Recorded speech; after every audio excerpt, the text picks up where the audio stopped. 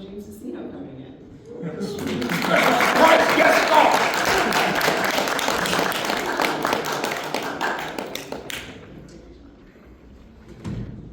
All right, so for anyone here who has not read their books, Matthew Stover wrote Shatterpoint, which is part of the official A Clone Wars novel multimedia project, and also Revenge of the Sith, which I feel like is grouped with, the Clone Wars era for sure. And then Sean Stewart wrote Yoda Dark Rendezvous, which is one of the A Clone Wars novel multimedia projects. And James Luceno, of course, wrote Labyrinth of Evil, which is not one of the ones that is the official, the Clone Wars novel grouping, but again, like Revenge of the Sith takes place during the Clone Wars, so it's on the topic for us. So, yeah. My first question for all three of you is how you were approached by Del Rey and or Lucasfilm to work on this project, and how much you were involved, because this was a huge, telling the story of the Clone Wars. I mean, we first heard about this in A New Hope. Luke saying, "Oh, you fought in the Clone Wars," and it wasn't until much later that this was fleshed out into, an actual war story. So how were you approached to be part of this, and how much were you, was there oversight, was there guidance? Let's go down the line, starting with Matt. Well, might as well, because I believe mine, Shatterpoint was the first Yes. Clone Wars novel. So they approached me and said they're starting to ramp up their Clone Wars stuff because the movie was about to come out the next spring, and they said, well, so we want to do a book about Samuel Jackson's character Mace Windu, and I said, terrific. And so they said, so send us an outline, and I thought they wanted a Star Wars book, so that was my outline. It was consciously modeled on Brian Daley. Actually, it was Mace going undercover with a hot pilot and a couple of sarcastic droids to infiltrate the moon of Nar Shaddaa, right? The hot gambling, it doesn't matter.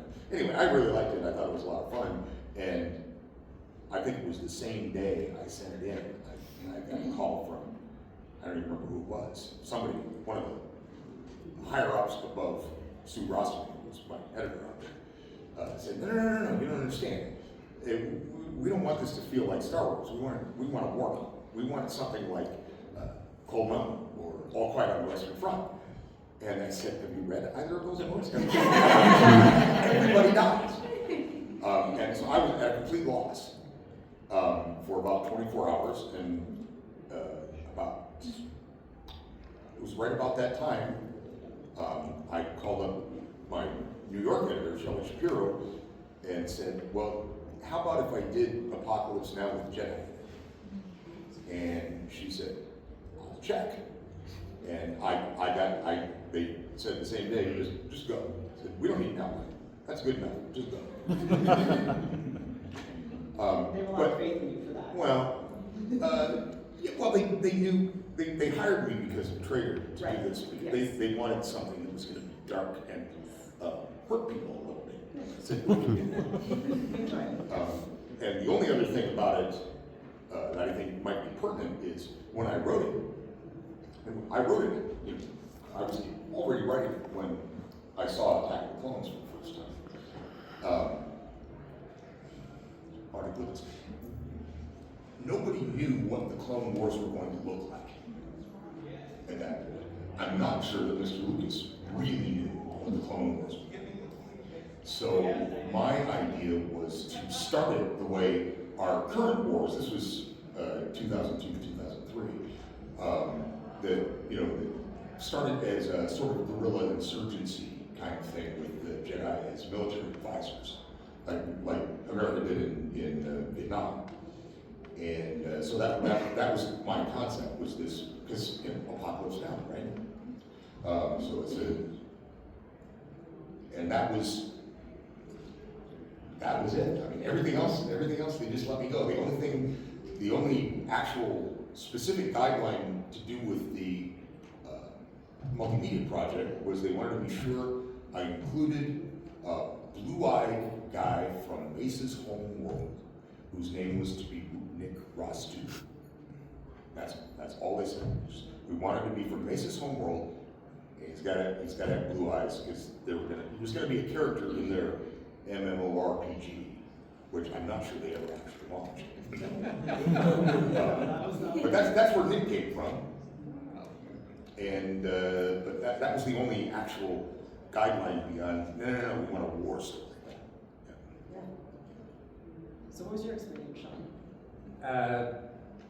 I'll make it quick. I am the control. I'm the person who did not know any. I discovered 2 years ago that there was a multimedia project. I had no idea until I was on a panel with Matt and they were talking about apparently there was this whole big thing. So, forgive me to the people who've heard this story before. I got a call from my agent who said, "Hi, some guys from Del Rey are late on a book about Yoda. They promised it to Lucasfilm and they have no idea what it should be or who could write it.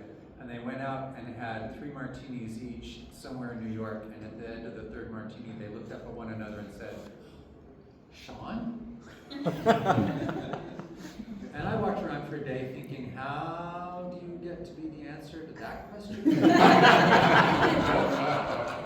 What about my work you make anyway?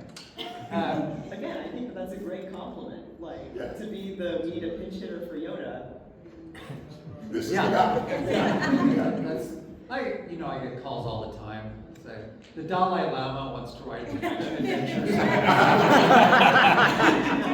the guy. Yeah. So the guideline they said is that it needed to be about Yoda, and Yoda had to be in the title, and that also there was this other guy called Count Dooku, and I said, so what do we need to know about Count Dooku? And they said, knock yourself out. And so Matt's pitch was Apocalypse Now with Jedi, which I think is brilliant. My pitch was The Sith Who Came In From the Cold, based on John Carmack. Yeah, I didn't know that. Okay, so we were both doing quippy pitches.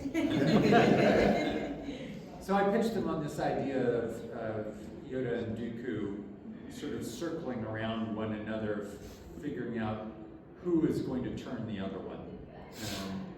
And they liked that, and I sort of, to Matt's point, they were super helpful and responsive and gave 0 notes pretty much every now and then. I'm sure there were instances like your Nick one where they'd say, hey, put a Padawan in named Watt. But I was ready for them to have lots of notes, and in fact, they didn't. And in fact, I was the one who ended up giving the most dramatic note, which is I called them a month in and said, I know there are only 3 months left before this has to be turned in, but I've just decided that I can't write this book if both my characters are going to die, so you're going to have to pick one of the Jedi to save, one of the Padawans. Because I can't do it. It just feels too weird to be writing a book where it feels like their lives have hope and matter when I know that they don't. So they agreed to. I have a question about that, because in Revenge of the Sith, so for those of you who have not read Yoda Rendezvous, Lee, who is the Padawan that Obi-Wan sees Anakin kill in the security recording of Revenge of the Sith, is one of the main characters of the book. The girl that's with him, Bene, was that supposed to be Scout originally, and then you begged for her life? I don't know, but it's very possible. Okay. It's very possible. Yeah. So yeah, which I thought was very generous of them to say, okay, all the Jedi are killed in the temple except one. Yeah. I know that this is not true, but in my private headcanon, when the first episode of The Mandalorian came out, I said, I know who got him out!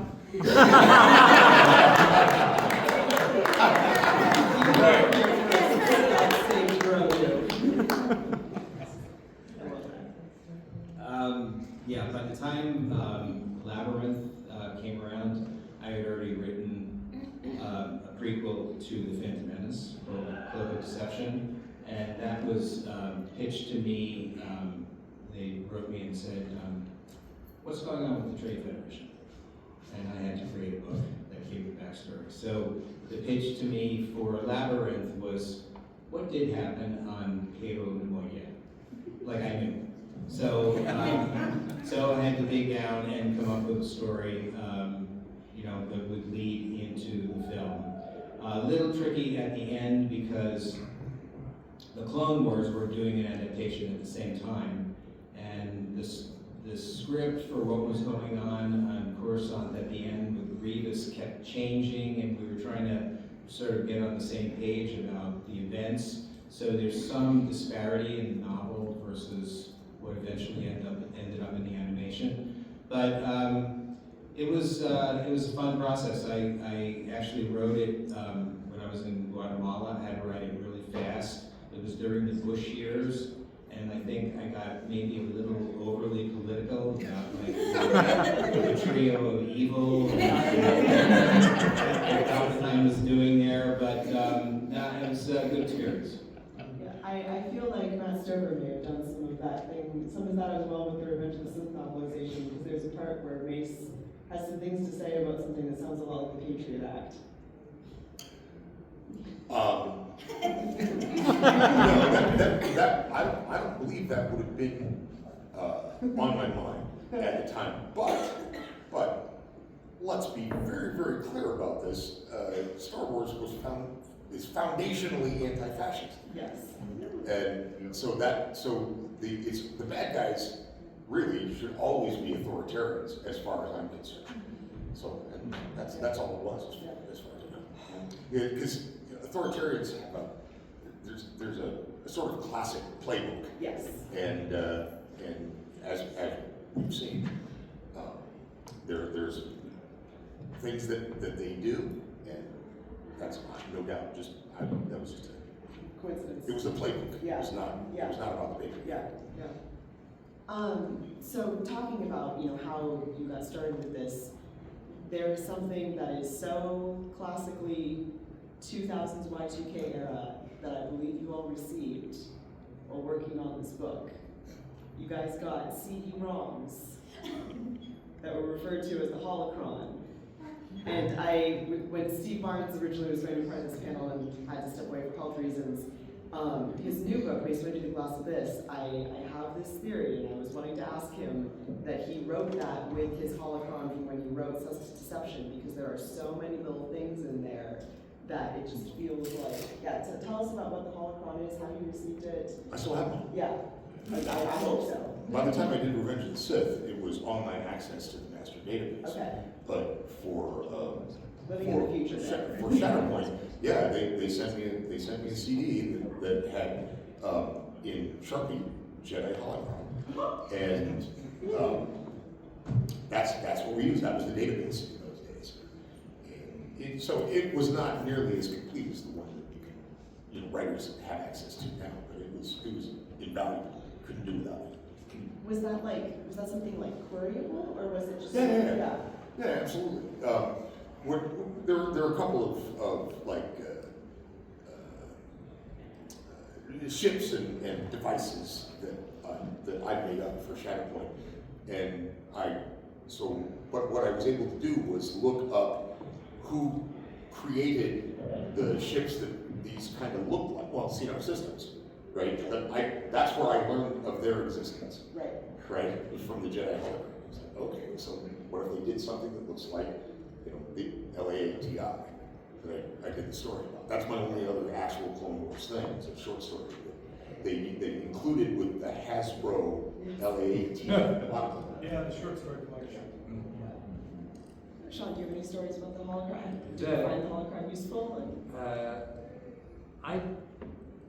I had a wetware interface named Leland G that I asked to use more. My most vivid memory about the holocron was getting it and pulling it out and thinking, and this doesn't need to go past this room, man, if I put this on eBay, I thought I could buy it. That occurred to me as well. I did not. If you would like to make a donation to the bookshop's auction. This is not the time or the place, but I've been yelled at by Kathleen Kennedy once, and I have no interest in doing it. Yeah, well, I have been not yelled at by Howard Rothman, which is scary. I believe you. James? I've been with the franchise by then since 1998, and by then I was the holocron.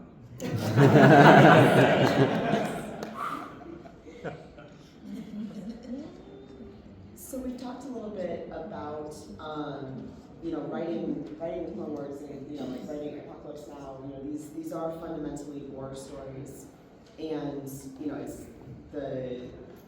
the original trilogy very much. Lucas has said many times that he was writing this about the Viet Cong and America's role in that war, and I would have to think that these books being written as the U.S. was involved in wars in the Middle East.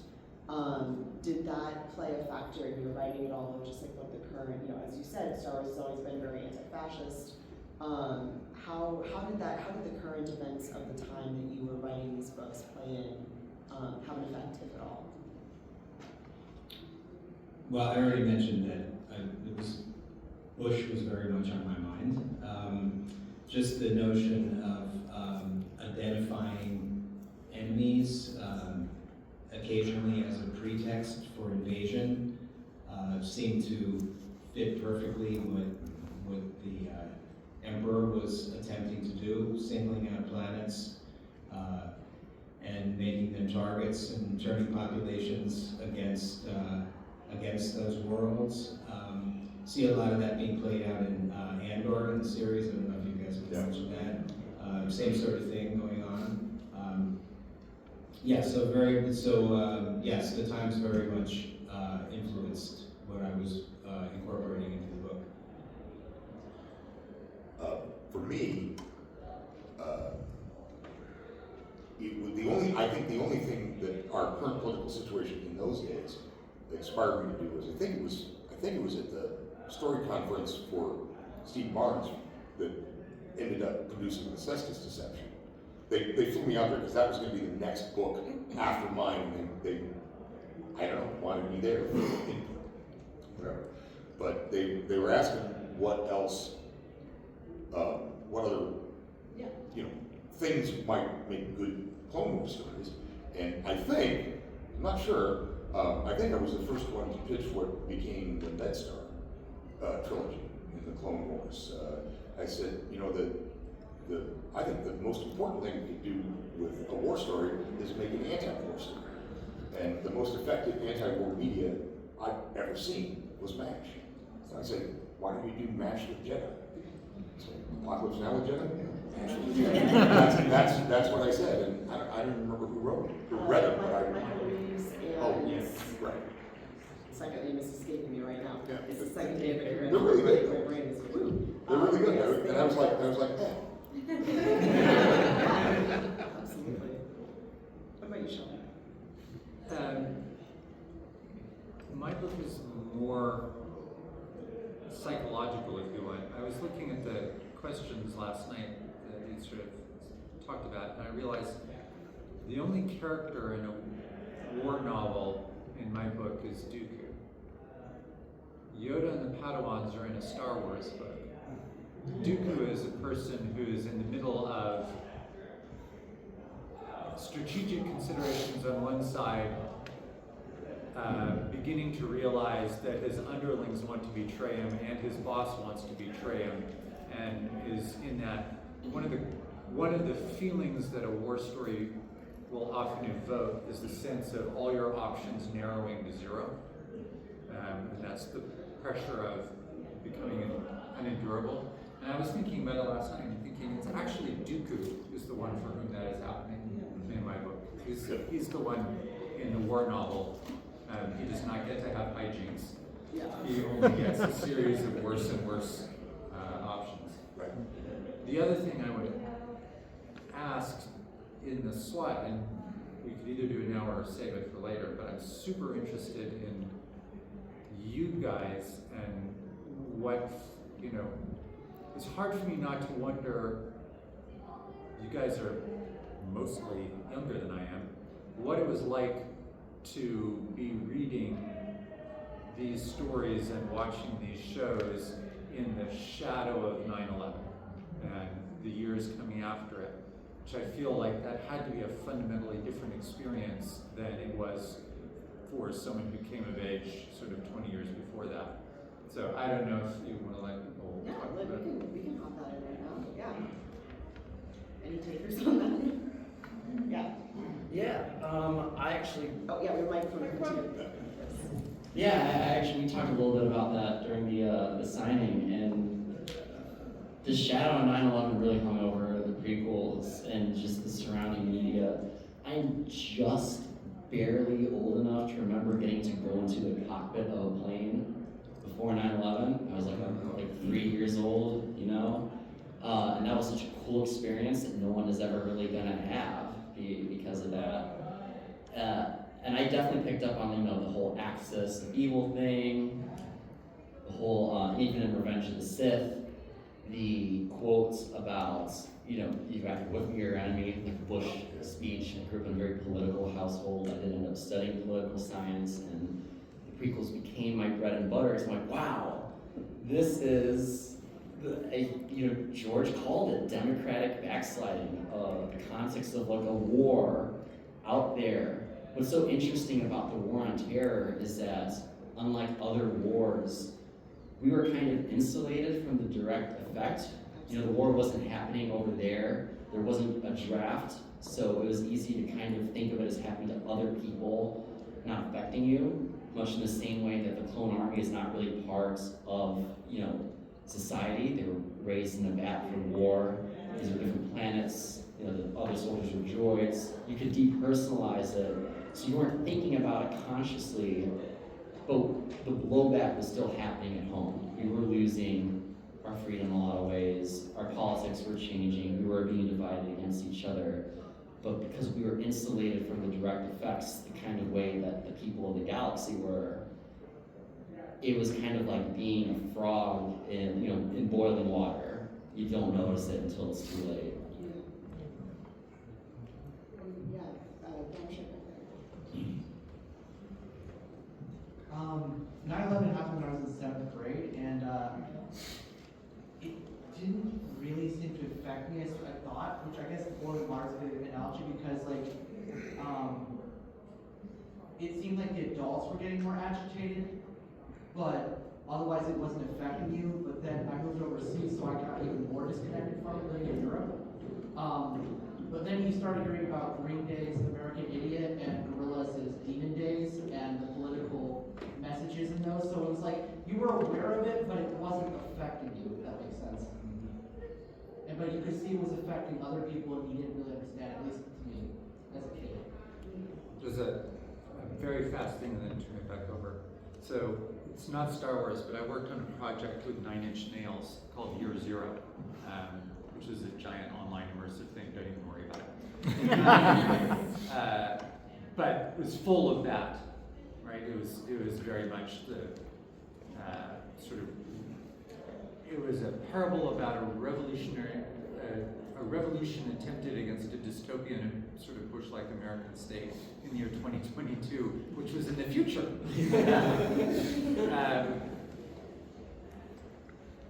A few years later, I was watching Citizen 4, the show about Edward Snowden's all the business with him and the leaks. And they showed, at one point, the documentarians are showing this special file he kept of all the secrets that he then would broadcast into the world. And the file names were whatever / year zero. And I thought, oh, that is a guy who 100%, that is not accidental. That was following, like, the messaging of the project that I worked on, and that was a very strange and spooky. Yeah. Wow.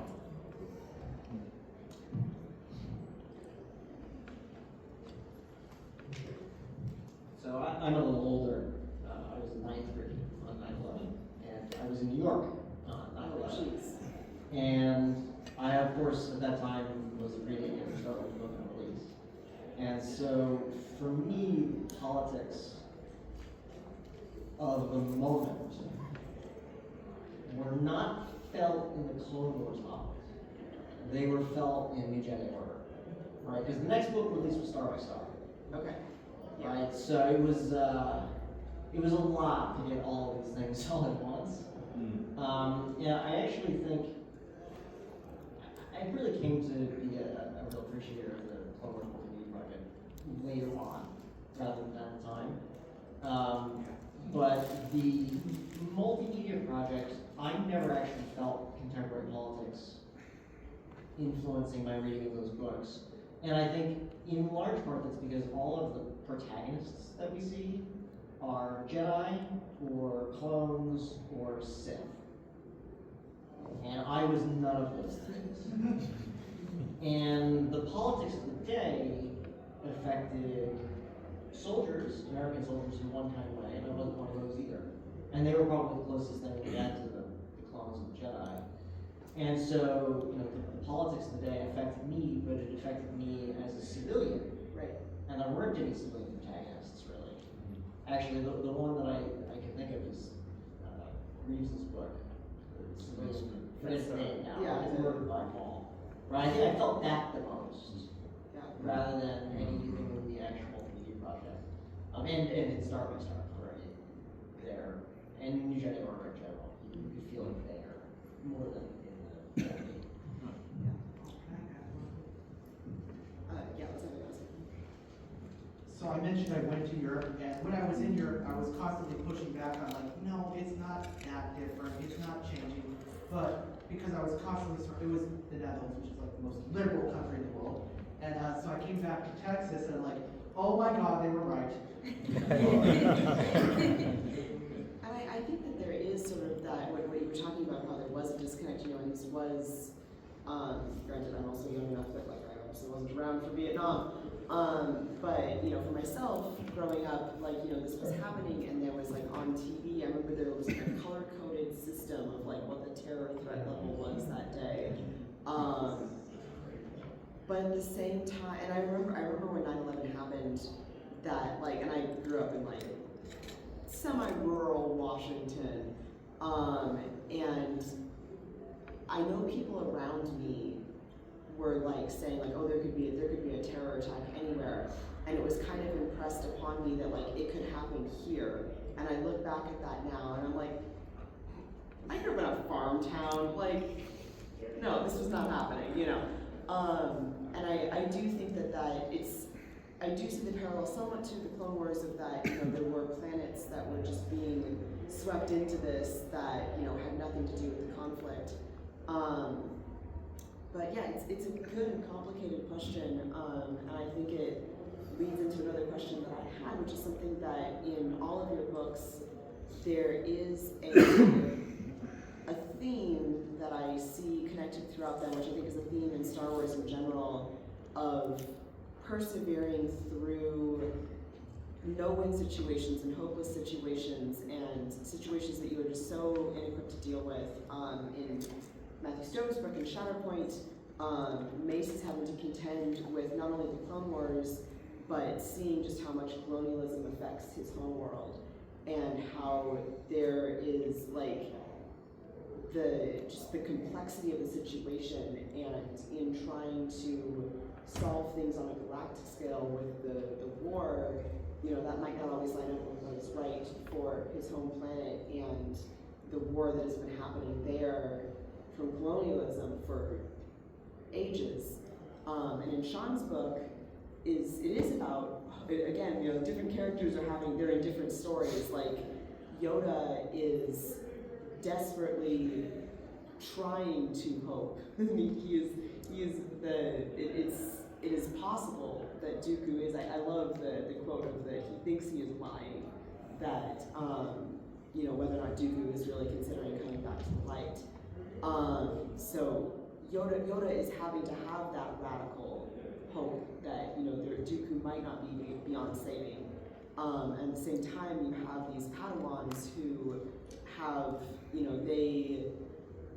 their life has changed so much, and they're so young in all of this. And you know, when they're something that comes up in the book a lot is the fact that you know, Jedi are children who were their parents gave them up.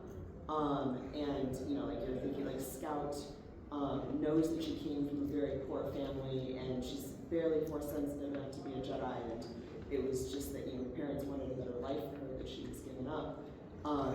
Dooku, on the flip side of that, like he still has a very deep wound from the fact that, you know, his parents they felt like they could give him up and that they were able to live without him, and that has affected him psychologically. Scout is, and Lee is, on the flip side of Scout, he's very talented and gifted in the Force, and both of them are having to contend with the fact that the Jedi that they have been training to be, this is suddenly a very different galaxy that they are needing to be Jedi in, and how do they contend with that when everything is so horrible around them. And then James, in your book, like this is the end of the war, things are just in a bad place altogether, and it is Anakin and Obi-Wan in an absolute desperate situation. So I guess all this to say, my question, like, what do you, like, how do you go about writing that to tell, that's such a central theme to Star Wars of, even when, I think that's something that's relevant today, like, when you are in these hopeless situations and when you are seeing, you know, this totalitarianism taking over, you know, how do you, in your writing or just in general, what are your thoughts on how to keep pushing forward even when it feels like, you know, you are screaming into a hurricane? I didn't have very much of that in Labyrinth. But just to answer an earlier question, someone must have been finding the political content, because I got a lot of mail criticizing me for bringing real world politics into Star Wars. So someone was reading my mind, I guess. You know, Labyrinth was really my sort of hunt for Red October, or where the Jedi are really trying to identify Sidious. So there weren't disaffected characters in the same way there were in your books. To speak to, since we're now going right to left, would that it could happen again? To speak to your question, obviously a book about Yoda has to have some element of wisdom literature and has to deal with the problem of evil, because it's Yoda. Yes. And I hadn't thought about it until you were speaking, but one of the signature lines from the book is, you know, you can be the candle or you can be the darkness, but choose. And really that's built on, there's one part of it, we were at a panel yesterday, some of you may have been at, about Asian philosophy, and there's one part of it that's sort of very Taoist or Buddhist. But another part of it is very explicitly the existentialism of Camus and Jean-Paul Sartre, who were important French philosophers and, like, you know, intellectual kids, and then Nazis invaded. And Sartre and Camus were both in the French underground. So they were in the resistance, and one of Sartre's most famous stories is about a guy who's scheduled to be executed, and they, you know, every day they go and they execute someone, and then they come to, his term is up, and he's trying to decide what to do and what to think and what to say and who to betray and all that sort of thing, and then they just shoot another guy. And he goes back to his jail, and that Sartre's point is that we don't control history or fate. It is profoundly capricious and arbitrary, and I think everyone who's ever written about war has had this feeling about, why did the bullet hit him and not me? No reason. And they reduce that to okay, none of that can enter into your feeling and what your actions are. Just choose. your choice. And they would be quite hard-assed about this. Sartre of things. Someone would say, what if someone's holding a gun to your head? And Sartre would say, so why is that relevant? You know, it is still your choice. So in some senses, part of what Yoda's saying, I think, is picked up from stuff I had read from people who were in the French resistance and really was coming out of the experience of fighting the guerrilla movement against the giant fascist power. Yeah, no, that is one of my favorite lines from the book is when Yoda and Duke were talking to each other about this, and Yoda says that every instance the universe annihilates itself, choose and start again. I just think that's really profound. Well, I don't think I'm going to have much to say this is as trenchant as that. Although the wall that short story is on is literally one of my top 5 short stories. Yeah, it's tremendous. Thank you for the title. The Wall. Really worth reading. Well, and part of the reason that I don't have a lot to add with what John said is that that's my thing. The two main things there, you know, if you can't find the light, you have to be the light. That was my line from Luke Skywalker in Shadows of Mordor. That had not come to me at that time, but that's almost what Mason's doing. And what was the other one? The other point he made. You can't find the light. Choose and start again? Oh yeah. Well, my first Star Wars book is Traitor, which is literally about enduring the unendurable and surviving. And the main lesson is choose and act. And so, like I said, basically this is a long way of saying, yeah, well, he's it. Which is a long way of saying what Sartre said. Yeah. That's probably where I got it too. Yeah, seriously, read The Wall if you haven't. Yeah.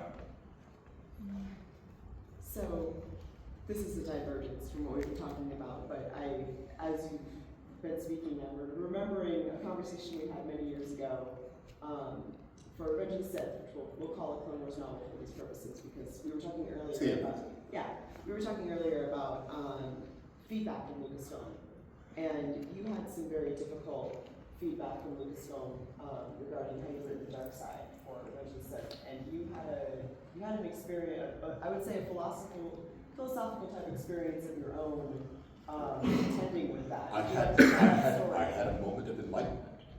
I honestly did. I literally had the experience of a thunderbolt. It hit me in my sleep, woke up with the worst migraine of my life. But you had some help with that migraine too. Yes, I did. From the story, yes. Yeah, well, almost a half gallon of brandy.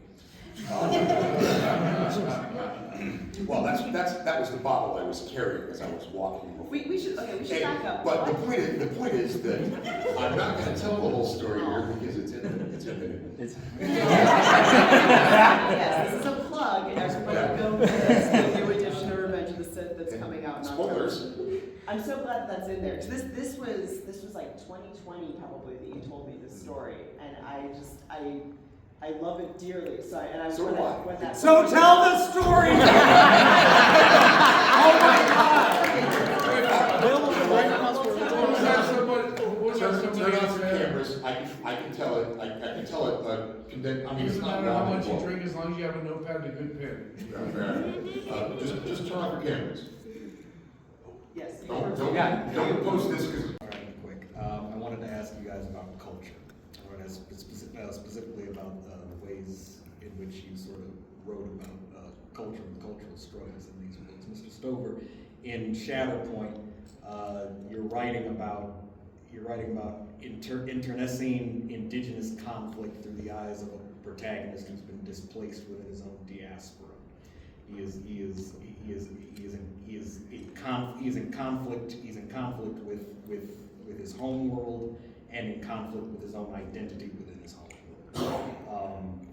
Mr. Stewart, in Yoda Dark Rendezvous, you know, you write about, we and Scout cover the Jedi, and, you know, sort of the cultural issues there.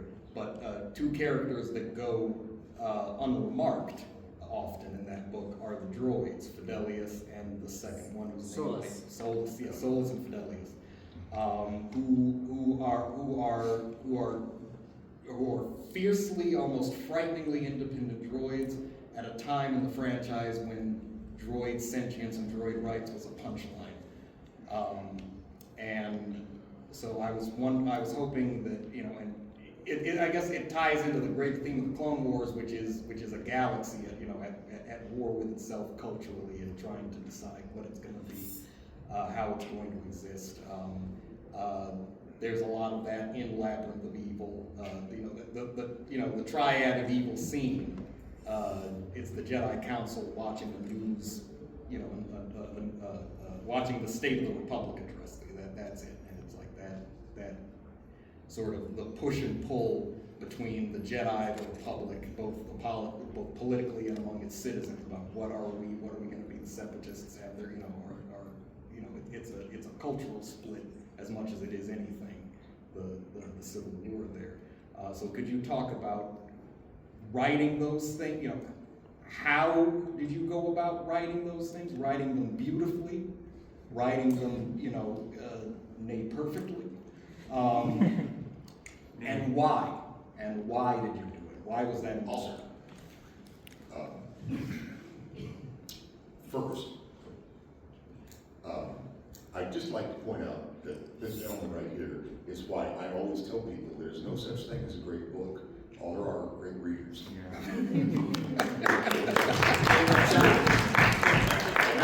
I will tell you why I say that. These conflicts in Chatterpoint you were talking about, the diaspora, displaced person, colonialism, stuff like that, was absolutely absent from my consciousness when I was writing this. It had nothing to do with that politics in my head at all. I was just trying to tell a story that would feel realistic to people. And so when I do that, I try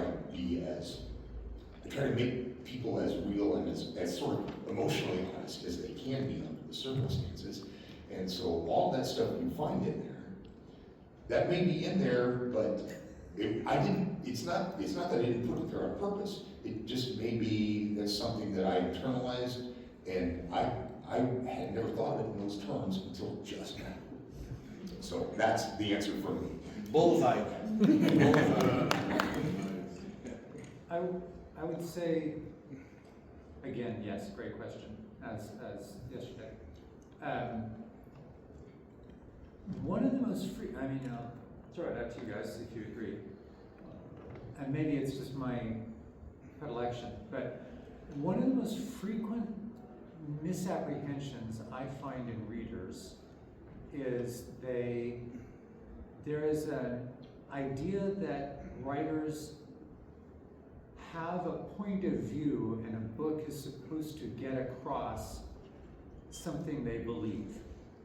And in fact, usually in the process of writing, what we're looking for is a field of tension, right? So to take the small example of Fidelis and Solus here, two droids who were both originally supposed to be absolutely faithful servants of the house, and one of them has gone their own way, decided to be independent, and that allows them to do some things, some of which turn out to be kind of terrible. But it's not necessarily that we sat down and thought, I would like to write a meditation about loyalty which comes to this conclusion, but rather, there's a field of tension here that feels rich, right? When I take a character back to a place he hasn't come from before, and there are people who want him to be a thing that he isn't anymore, that's rich. And you try to, writing is usually so often seen as an act of polemic, but usually when you're arguing for a position, your writing is worse than if you're just trying to witness a complexity. So, terrible of me to invoke this name, but have you ever noticed that Ursula Le Guin is really good until she's very sure of the point she wants to make, and then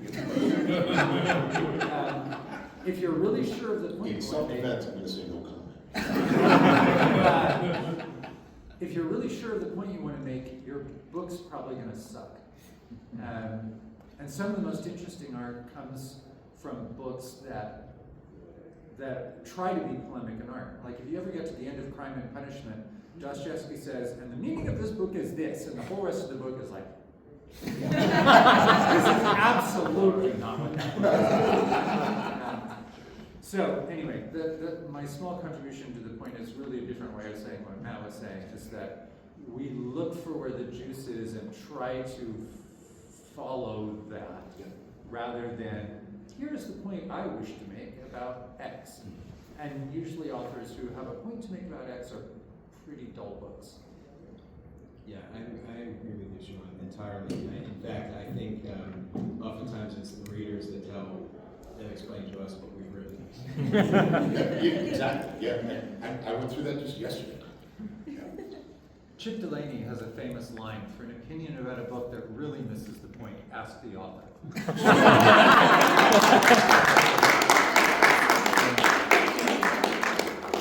And we will leave it there because we are out of time, but if they are available, I'm sure there will be questions in the hallway. I believe the next panel in this room is the New Jedi Order Yeah, one. so I'm Yes. not gonna be available for questions. Yes. Sean will be available. I got business to take care of. Yeah. James, thanks so much. This is not gonna be the